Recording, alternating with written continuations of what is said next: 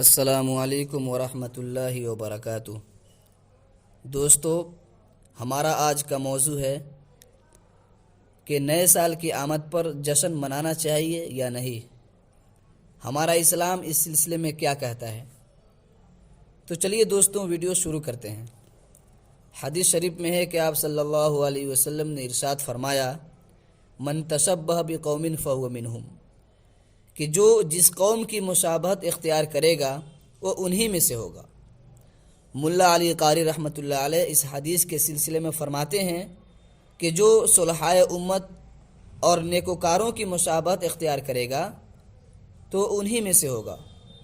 اس کے برخلاف اگر کوئی کفار اور یہود و نصارہ کی مشابہت اختیار کرتا ہے تو اس کا حشر بھی انہی کے ساتھ ہوگا۔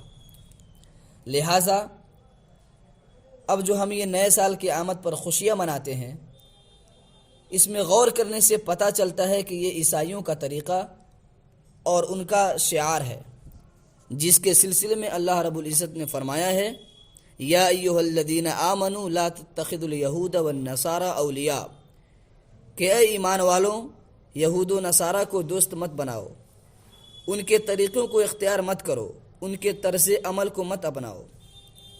اب اس اعتبار سے ہم دیکھیں کہ کیا ہم ان کے طریقوں کو نہیں اپنا رہے ہیں؟ کیا ہم ان کے بنائے ہوئے تہواروں میں شریک نہیں ہو رہے ہیں؟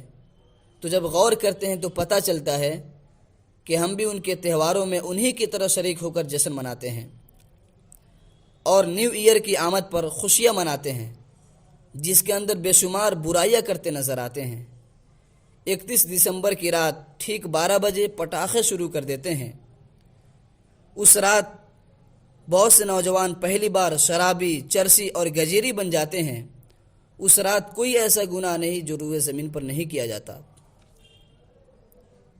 جو سب غیروں کے طریقے ہیں۔ ان سب کا اسلام بالکل اجازت نہیں دیتا۔